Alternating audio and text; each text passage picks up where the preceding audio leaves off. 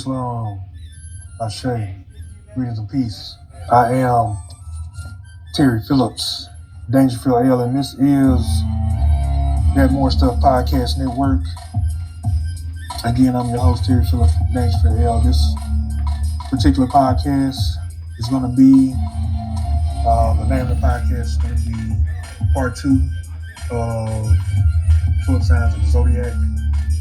I did part 1 a couple weeks ago, and it was a success, and I'm grateful for that. I wanted to do another podcast in between part 2 of the 12 Signs of the Zodiac, but the higher entities are assigning part 2, 12 Signs of the Zodiac. Excuse me. So I'm going to begin with this particular presentation on that. For starters, I want to give high honors to the ancestors, supreme high honors to Noble Ali, great patriarchs, Marcus Garvey, some of the matriarchs, Dr. Francis Creswell, Fannie Lou Hamer, etc.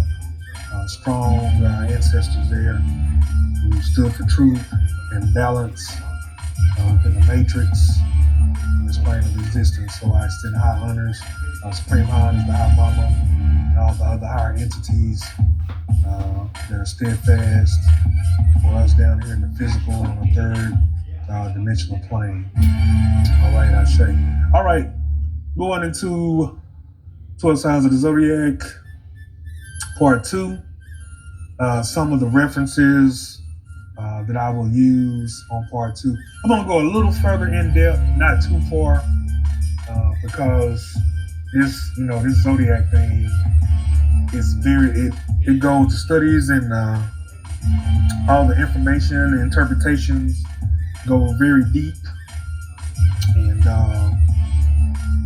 it will take a long time to go through each and everything. My thing is to go with the basics, just to get the basics out of the way. I see that the general public in North America, what I personally observe, does not deal with mostly any faction of the 12 signs of the Zodiac outside of celebrating solar returns or what we identify as birthdays, born days, etc. And in retrospect, when you do celebrate a solar return, you actually are dealing with a small aspect of the 12 signs of the Zodiac, which the 12 signs of the Zodiac was applied by our ancestors as an interpretation of energies, interpretation of the animal symbols and the symbols within the 12 signs of the Zodiac. The interpretations or interpretive symbols within the 12 signs of the Zodiac are meant to define the energies and input the distinction of energies as applied to the human family. So I'm going to describe a little bit and go in a little bit on that, on each one of those concepts. And for starters, I'm going to talk a little bit about where I first learned about the 12 signs of the Zodiac and its applications to the human family. So my main source, there's a few different good books out there in regards to the 12 signs of the Zodiac. A lot of great astrologers out there that put in some good work within the human family. And one great astrologer happens to be an ancestor of ours, of the Moorish family, which is Charles Mosley Bay. Honors to the ancestor. He has the Zodiac series, which you can find online at the online university, rvbaypublications.com. RVbaypublications with the S.com. You can find those that Zodiac said on the particular website, which is an online university put together by some noble Moors, and peace to those Moors, and you can order a variety of study books and civic books and law books online over there on that website.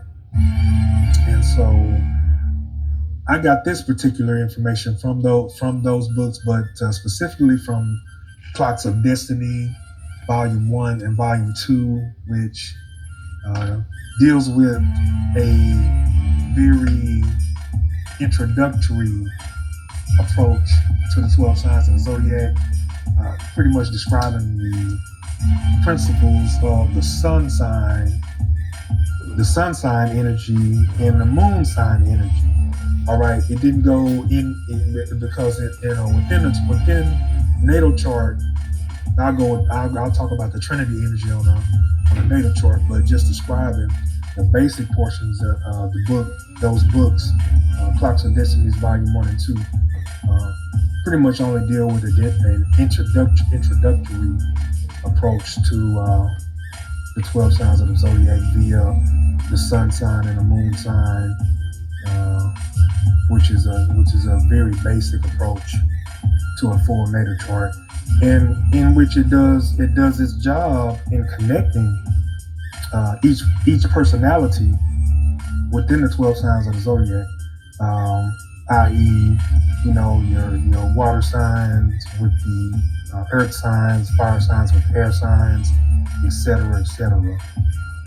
All right, so within those concepts, when the Moors fell around 1700s or the beginning of the fall, that was the beginning of us pretty much laying down the applications of our cosmic knowledge, which is what the 12 signs of the zodiac is.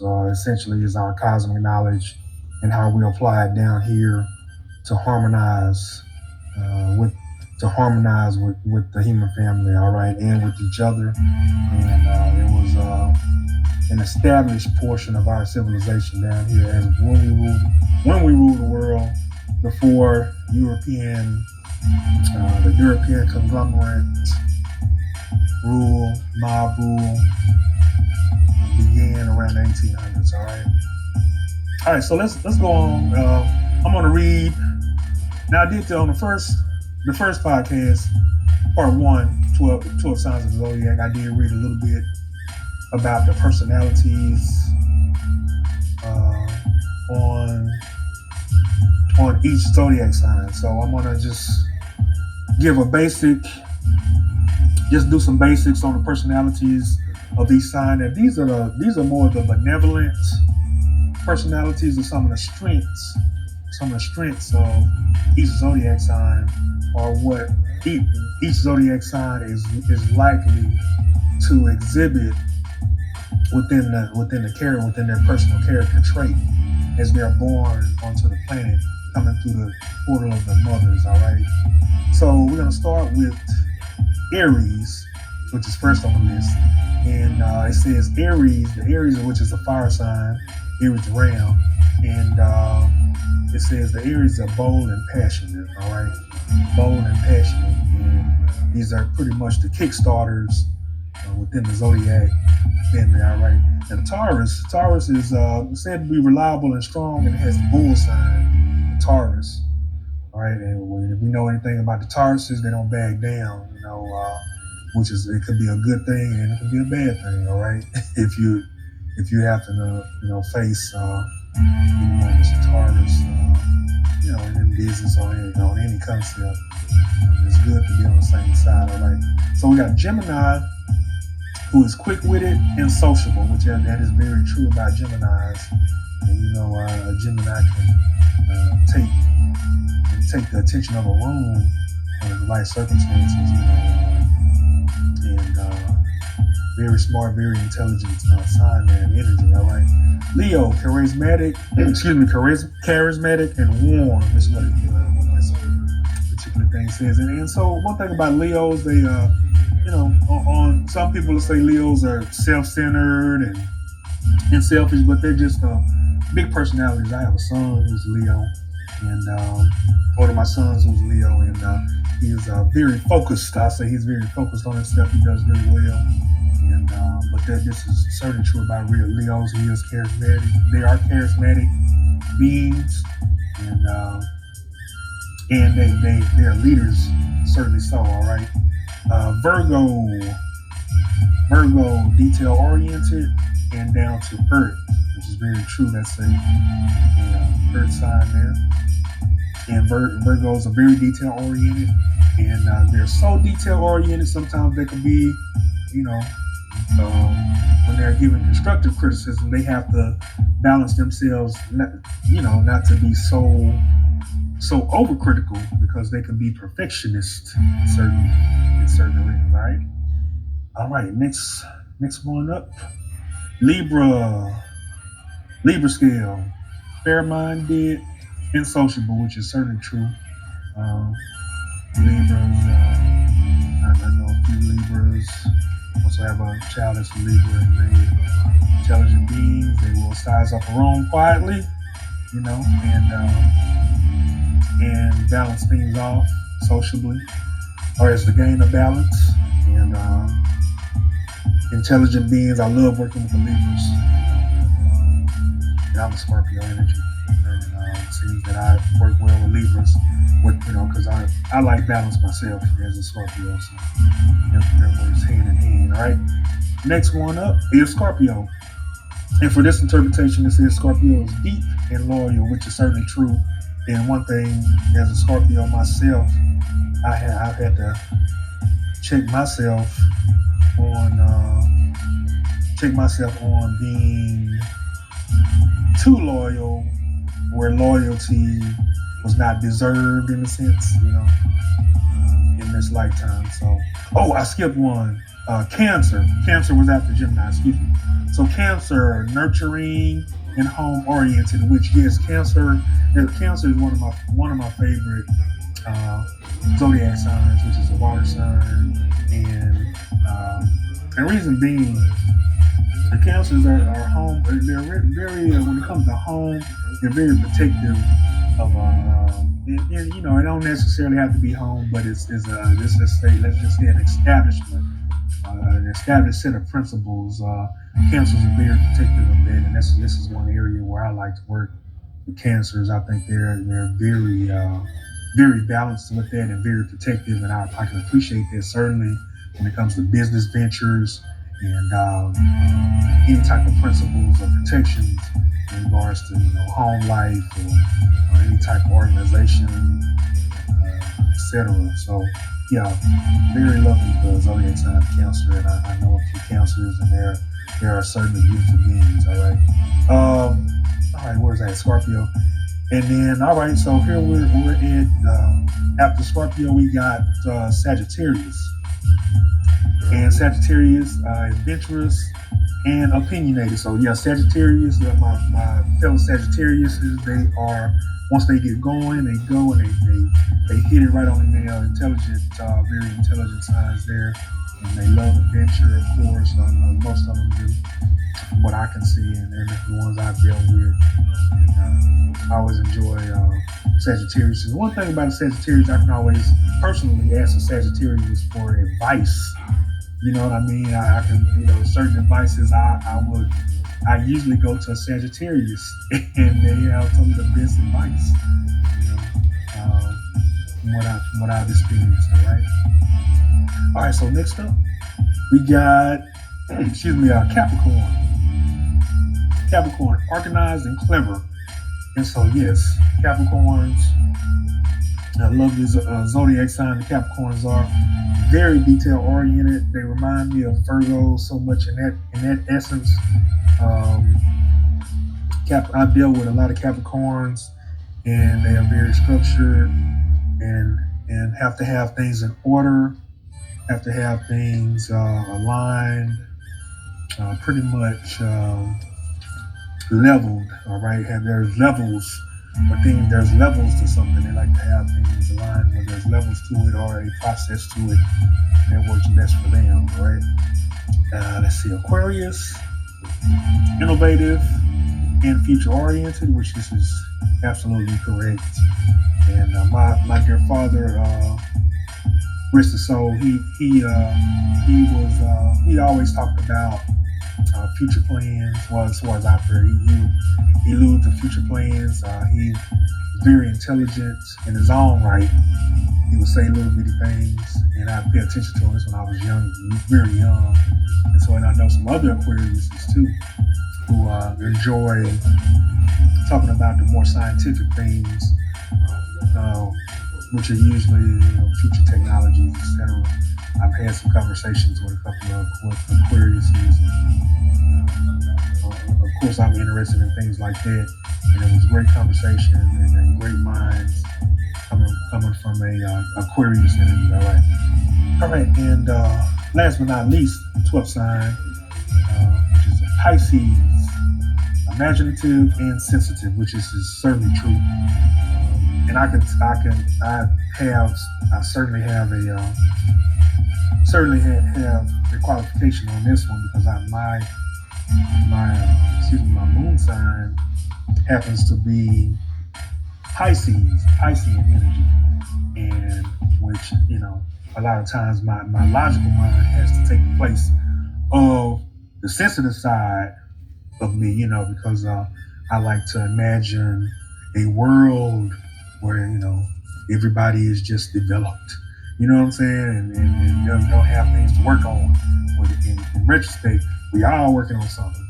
And because I'm developed in one area, I should not expect someone else to be as developed. But however, it is pleasant to see people that develop properly in their own right. And so, yeah, Pisces, very imaginative, these imaginations, these fantasies, but they're beautiful signs, very in tune with the esoteric, very psychically in tune as well for the Pisces sun signs. Very psychical, as far as a psychic perspective, they're very in tune. They can read a room like that. So, all right. So those are 12 zodiac signs, and some of the strengths, benevolent sides of the zodiac sign. Of course, this reality is dualistic. There's a higher self and a lower self, and so I'll leave that up to your studies, because you study yourself through the 12 signs of the zodiac, through the natal chart, and you can see with the alignment of each planet where wherever your planet, where certain planets are placed within their different houses that each planet or the sun or the moon is placed in, and that's a depth. All that is a measurement of the energy and an interpretation of the energy, where you can read up and study up on where your challenges are within your chart, within your natal chart. All right, or some of the things you're here to work on, versus the sun sign, how you pretty much how you express yourself, etc. Right. All right. Let's go into some of the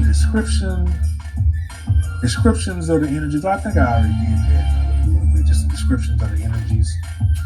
Pretty much just a short explanation on what the 12 signs of the zodiac is based on what I read, based on my research, and I'm certainly open to any other informations. If I may not be so correct, I may be slightly off, but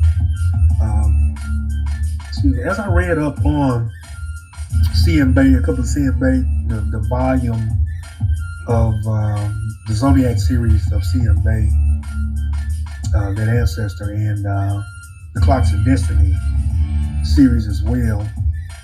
Our ancestors over here initiated the principles of the Zodiac, and those principles were extended to the rest of the world. All right.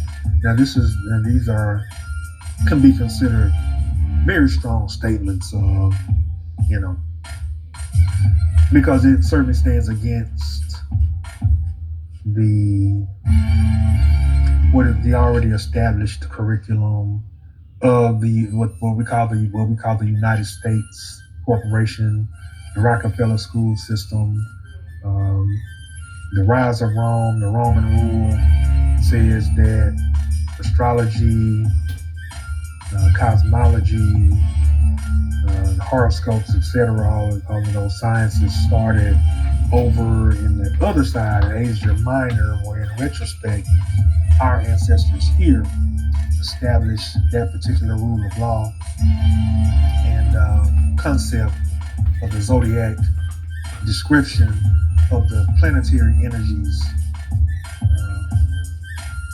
within incarnation, within the human family. It started here and was actually, this is what C.N. Bay and C.N. Bay, the Clock and Destiny series explains that it started here in North America, on these lands in Asia Major, and our ancestors took these principles all throughout the world, all over the world, and that's essentially how it worked.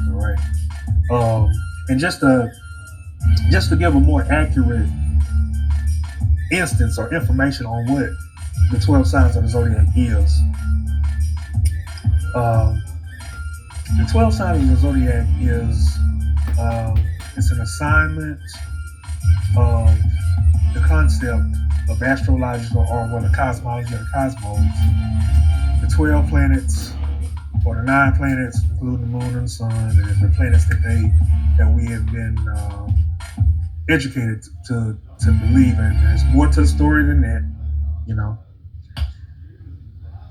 These energies are assigned, or the planets are assigned energies. They're assigned symbols of energies. And the placement of those energies is a measurement. It's an energy measurement that's established once we incarnate here on the planet. There's a particular alignment of all of those planets. And that particular alignment, or those particular alignments, at the time of incarnation onto this plane of existence, is essentially who we are in character, and is essentially a measurement of our complete energy in the body. All right, and also there's certainly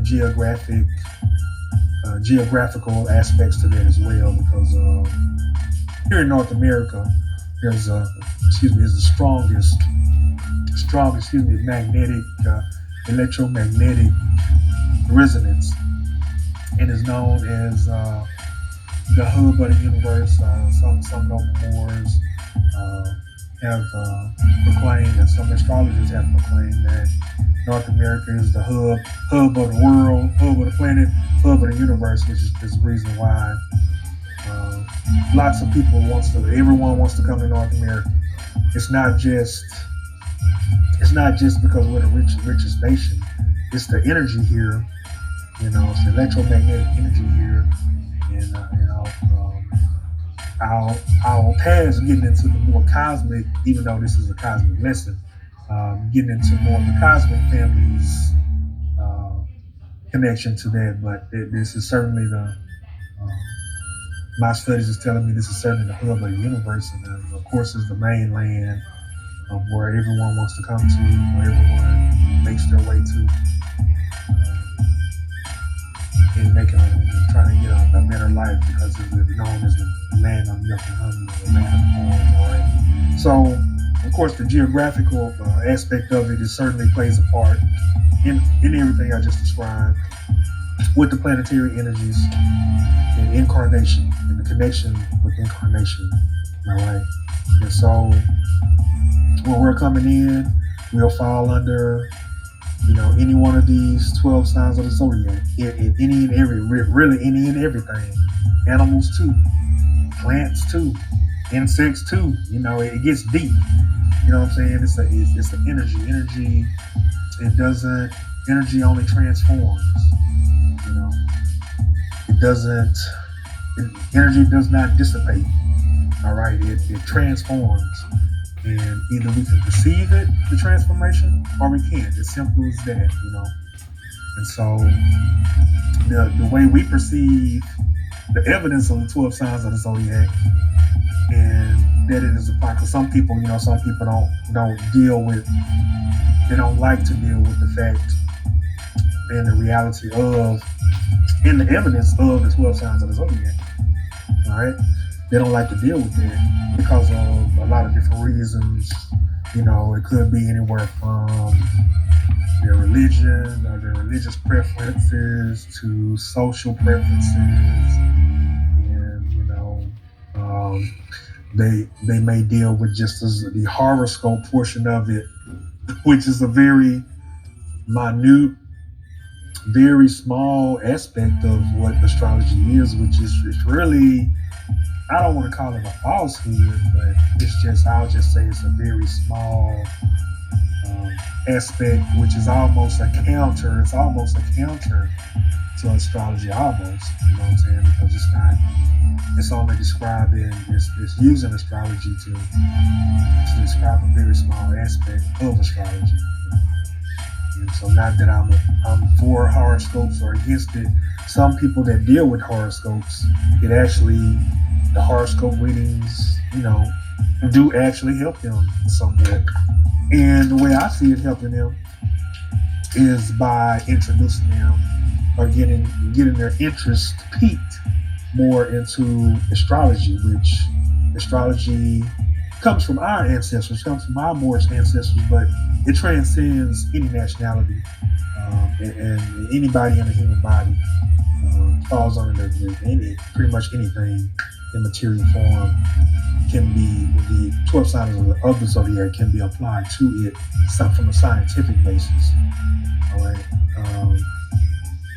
And so, with that being said, some people like to deal with it, some don't because of their own religious beliefs. They have their own religious beliefs, and which is, I don't have much for that. I mean, usually it's not in any of the holy books on any religion where 12 signs of the zodiac is incorrect or is wrong, which in essence, the holy books are symbolic. There are symbolisms within the holy books that come from the 12 signs of the zodiac, i.e., in the Christian religion, one of a cardinal, which is in the Catholic faith. That's in the Bible, and that's the zodiac. That has to do with the zodiac. The 12 signs of the zodiac. And you got deacons, a deacon in the church. A deacon, and you do your research on this, that comes from the 12 signs of the zodiac. That's the only place a deacon comes from. That's one of the reasons the reason the people in the church call the workers within those churches deacons. Usually the sons or the male workers within the church are called deacons. And now I'm not going to read the definition of a deacon. I'll leave that up to other people of the church to look up. Just look up the definition of a deacon in astrology, and you'll see that what a deacon is. It has to do with the interpretations of the natal chart within astrologics or astrology. All right, and the same is with an usher. It has to do with the planets, planet Venus. I mean, it's a lot of information out there. So, some of the principles within churches, religious establishments, etc., religious cultures, they all come from astrological principles. All right, or the 12 signs of the zodiac. All right. So that's just a description of the characteristics and energies. Now, let's go into the natal chart perspective of things now. Now these natal charts are very, very complicated. Now, personally, I knew nothing about a natal chart. You know what I'm saying? Prior to 2012, I knew nothing about it. Excuse me. However, after 2012 hit, I started looking a little bit into it. I was still studying astrology. I am still studying astrology to this day. Just because which I did some work on my natal chart. I know what I'm supposed to be doing here in this body, but I still study other aspects of meaning that I study other natal charts. Other astrological approaches. The Chinese astrology, sidereal astrology. There are different types of astrology. All came from our ancestors. All right, all these concepts come from our ancestors. You know what I'm saying? And if anyone else has other information, I'll listen. That's my studies telling me it's all us. All right. So I accept that part of it, and I'm open-minded, and I take responsibility for it as well. All right. So, once I learned about astrology and what the principles were, and started learning about myself, I started seeing, why I did certain things and why I treated certain people in a certain way, and why I was, let's say, why I was, I guess, conflicting with myself in a lot of areas, and it took me looking into astrology or my natal chart, especially, to recognize that. All right, now I want to look up the definition.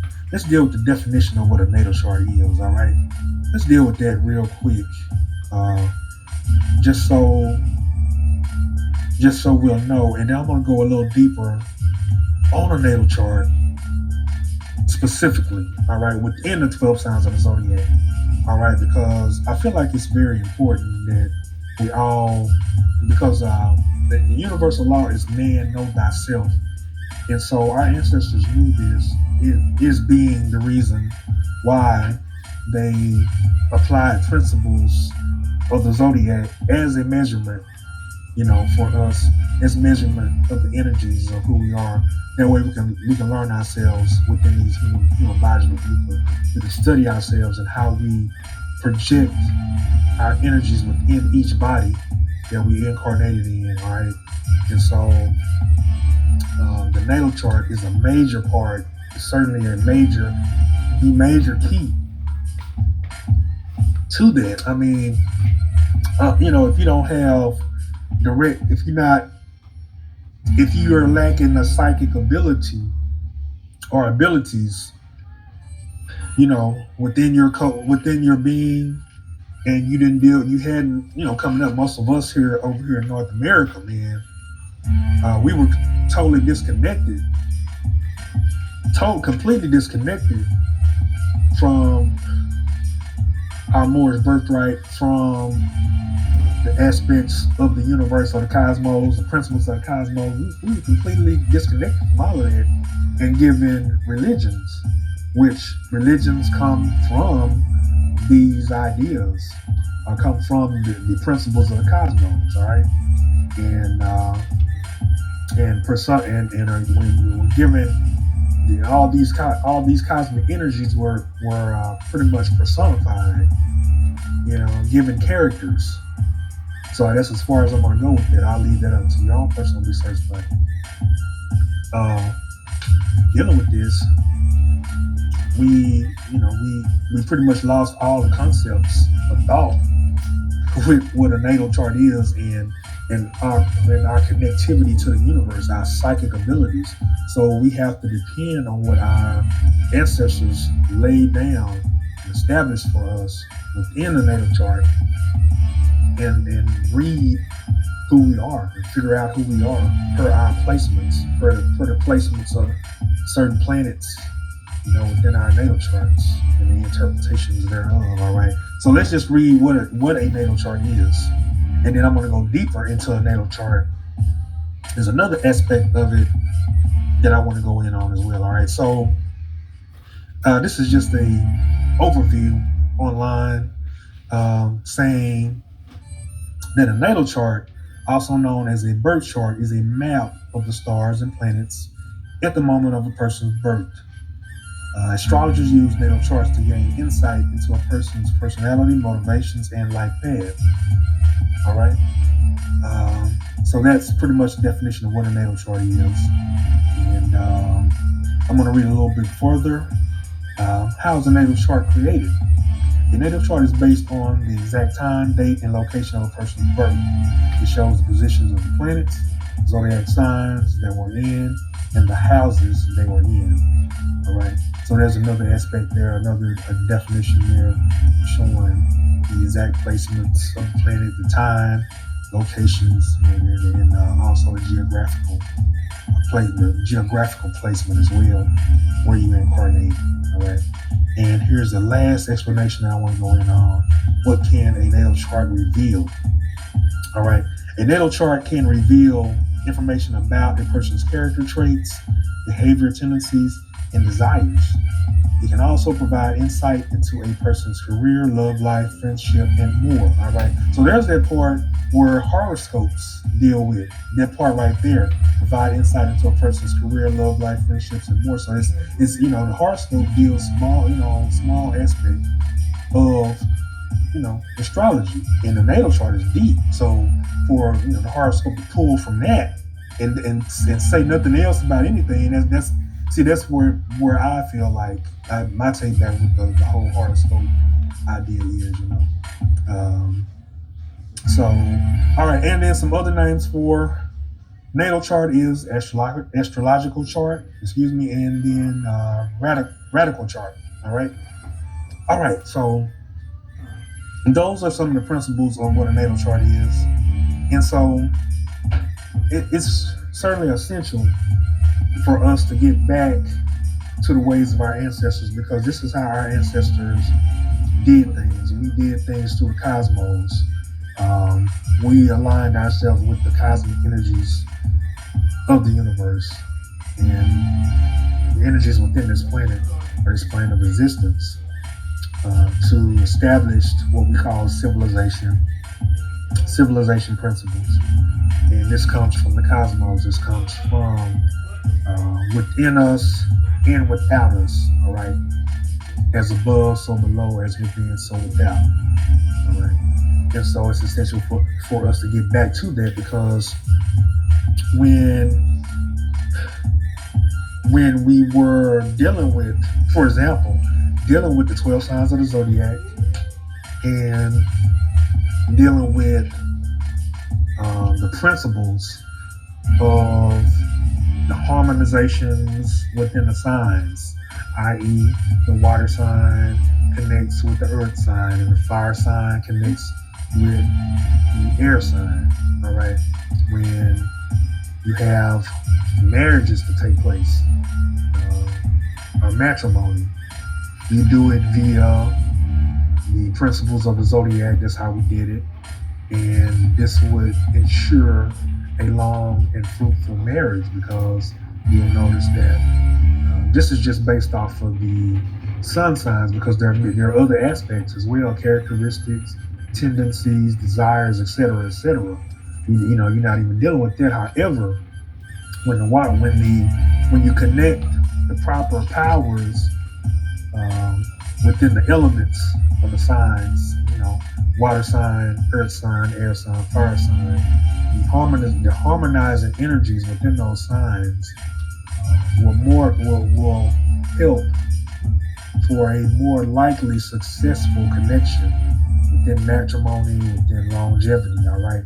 Now, if you're, on the flip side, usually, now this is just in modern times, with us in modern times, what I've observed and what I've personally experienced, if I'm dealing with someone that's not necessarily harmonizing with me in sun sign or moon sign, I'm a Scorpio.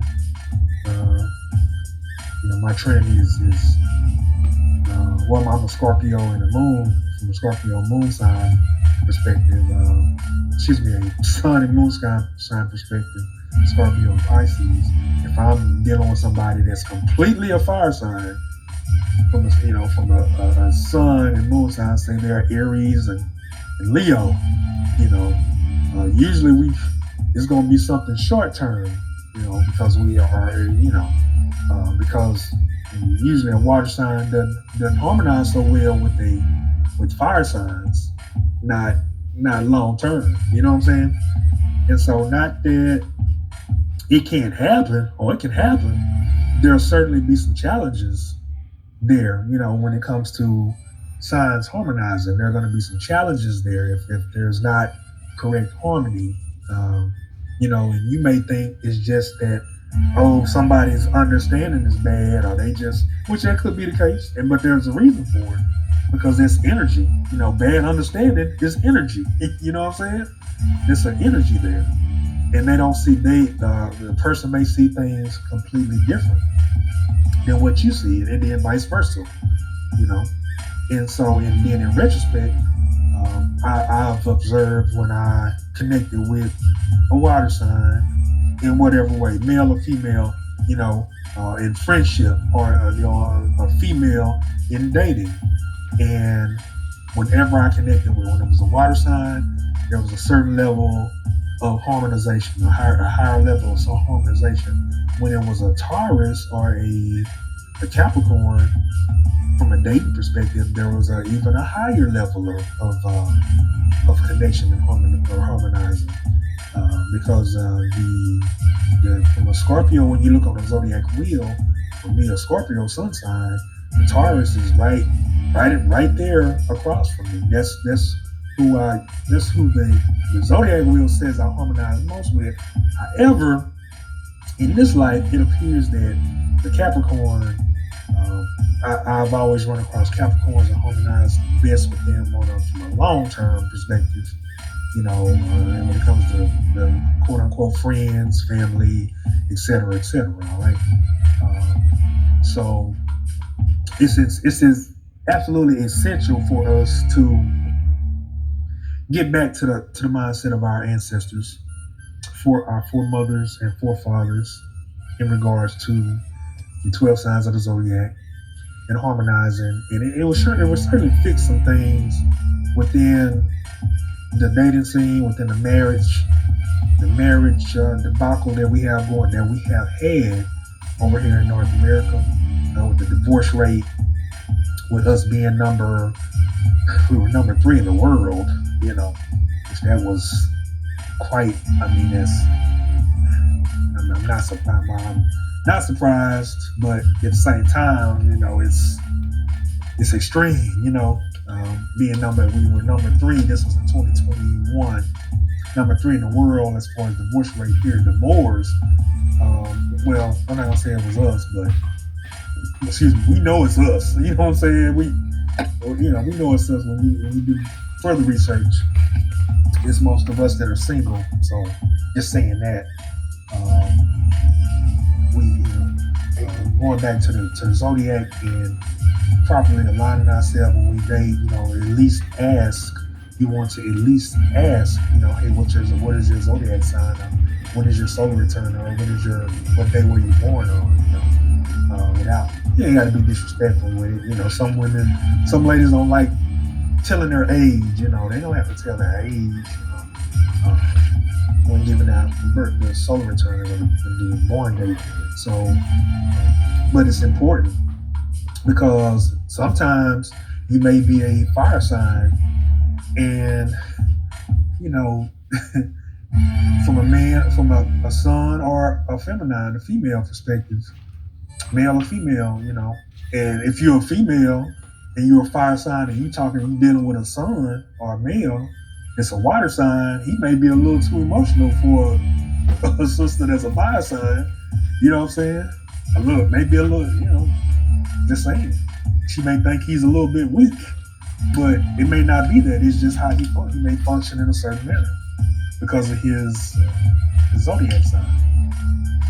And then that's not even dealing with the Trinity, which is the sun, the moon, and the rising, and that's known as the Trinity, and that's another concept that the religious institutions will use as well.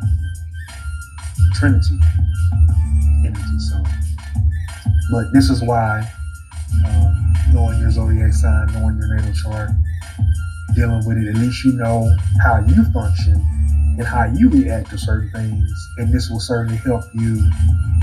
Of course, when you're dating, it helps a lot when you know how you're going to react in certain aspects from a cosmological and astrological perspective. All right, dealing with your astrological or radical chart. All right, within the 12 signs of the zodiac. All right, so next, what we got next here? Let's just talk about dating relationships, nationhood, nationality. So let's deal with that part of it. Within that nationhood and nationality. All right, so with us not dealing with historically, not dealing with the 12 signs of the zodiac, we pretty much deal with things from a religious perspective and from a socially accepted perspectives, talking points, not based or rooted in any culture. Meaning the 12 signs of the zodiac. We have been. This is what has been with the Moors of North America who identify as black. What I've noticed, we're kind of. I'm not gonna say we all over the place, but it's hard. It's not easy for us to root ourselves within our cultures because we're not dealing with who we are from an astrological view. Because our energies are what they are. When we incarnate here, we express ourselves. We are what that expression is exhibiting. I.e., we have family members, you have siblings, you have people you're close to, and one thing you appreciate about them is their energy. And usually their energy is what it is. Their energies, it is what it is, and per their zodiac sign, it's like that energy is identified, and it can actually be transcribed, and it's actually within a natal chart. It can be read, all right. And so once we get back to dealing with things in this fashion as a whole, and we can get our zodiac signs, our natal chart, the 12 signs of the zodiac applied to our relationships. We can apply it to our business. I think I mentioned in part one how you have the Mandarins or the people of China who, they deal with another level of astrology, but they are applying the cosmos to their business and to their matrimonies as well. And so dealing with that, they have a more structured and cultural approach to things. Not comparing us to them. Well, maybe I am, but I'm just comparing the principles of using the aspects of our ancestors, the sciences of our ancestors, which they are using. All right. In business, it comes to interpersonal relationships, marriage, matrimony. When it comes to just general human functions, applying the 12 signs of the zodiac, identifying who it is we're dealing with, what energy it is we're dealing with, where we could give them, a proper respect. Of course, we use cultural connections to properly respect people and connect to people and to properly, address people and deal with them, from a short term to a long term basis. And so within the 12 signs of the zodiac, we'll use those same principles to establish our nationhood, not to establish, but to add to our nationhood principles, to national principles, which that's part of the national principles, of the Moorish heritage. Now, one thing that the honorable ancestor C.M. Bay put on the record was the Zodiac Constitution. Now, everybody should look this up. It's called the Zodiac Constitution. All right. And so, C.M. Bay put this thing on the record, man. He put it, the Library of Congress? Yeah, it was the Library of Congress. C.M. Bay added the Zodiac Constitution. He registered it under Truth A1, AA 222141. Truth A1, AA 222141. I believe that's it. And so he registered it within the Library of Congress. Now, there have been some things going on with that. However, you can look it up. It's still online. It's still accessible. And the Zodiac Constitution, and download it and study it, because this is our Constitution and it is lawful. It's a lawful Constitution. I got it downloaded in my devices to enforce. You can enforce it, and it's a Constitution of the Moorish Americans, of our science. All right, and so that's part of our heritage, part of our creed, part of our national principles. All right, that Zodiac Constitution. And so applying the 12 signs of the Zodiac is also an extension, or that is an extension of the 12 signs of the Zodiac, because we use it to identify ourselves and to navigate within our nations, in business and in matrimony. And we also navigate within the 12 signs of the Zodiac politically, which is what C.M. Bay demonstrated by registering the 12, Clocks of Destiny, the Zodiac Constitution. That's what I call it, the Zodiac Constitution within the Library of Congress. All right, and honors to that ancestor for putting forth such great works in that aspect, and adding it there for us to get, to gain access to, and have our own record of it. All right. So, where we at on this recording? I think I might have had one more aspect here. No, I think that's gonna be it, man. I didn't want to go too deep, because I can go so deep with 12 signs of the Zodiac within the natal charts, and then you have this idea. One more thing: the progressive natal chart. All right, so what a progressive natal chart is let me read it. That way I can put that out there, because a lot of us, I know I didn't know about the progressive natal chart until maybe 2018, man. You know what I'm saying? Let's see. All right, what is a progressive birth chart or natal chart? All right, right here online. This is, what is this? www.mollymccord.online. It's an site. I think this may be a fellow astrologer putting some information out. So this particular site says your progressed astrology chart is how your energy continues to grow and evolve throughout the years, and offers more specific insights on your life lessons. All right, so that's pretty much what a progressive astrology chart is, meaning that as you grow older, and you dial up you put in the same numbers, like online. Online, they have these online sites where you can put in your numbers, your solar return, and it gives you your natal chart, right?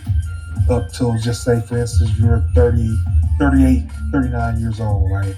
And so it's giving you, technically it's giving you where you have progressed to that particular date at age 39, all right? So let's say which is actually when you hit 31, you made it past what they call a Saturn return. You can look that up. What is a Saturn return? And that usually when it's Saturn return is a cycle of planet Saturn after one reaches usually we deal with adulthood in that fashion from an ancient perspective. That's how we dealt with adulthood. You were not an adult at age 18. You are an adult at age 30 when you hit your Saturn return, because that's when maturity usually hits. That's how we dealt with it from an ancestral perspective, right? At any rate, let's say, for instance, from a progressive natal chart perspective, you are in your 30s, 39, and so you pull your astrological chart again at age 49. All right, at age 49, you pull your astrological chart. Well, you'll see, and you still got your, let's say you still have your old progressive chart from age 39. So once you pull this one from age 49, you're going to see that there's some things that are slightly different, because you're supposed to have evolved and progressed and learned some lessons, based off of the position and the energies that the planets were in when you incarnated.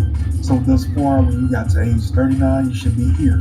When you get to age 49, you should be there at this point.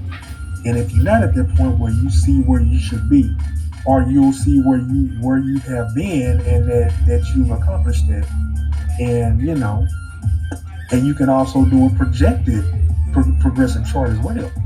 Now that's a whole nother subject there. That's a whole nother level to the natal chart. So there's levels to the astrological chart, i.e., man know thyself. It's about figuring out, trying to figure yourself out. And the natal chart is simply, within the 12 signs of the zodiac, it's simply a map to assist you in knowing yourself. There's levels that is not, the spirit. Noble Drew Ali said it, man. The spirit is inscrutable. You know what I'm saying? Your soul is inscrutable. He said it in the Circle 7 Quran. You can't figure your soul out all the way. It's inscrutable. You can't write down everything about who you are. So the 12 signs of the zodiac is simply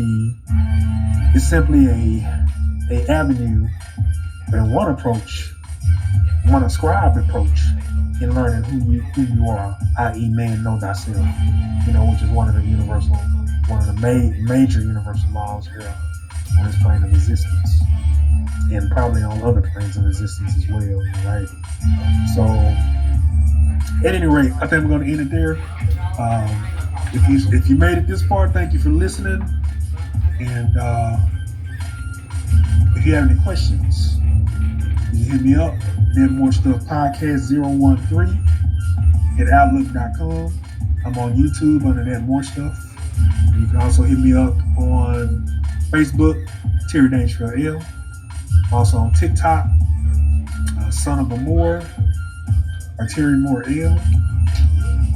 Let me see, any other platforms? Yeah, I'm on Instagram too.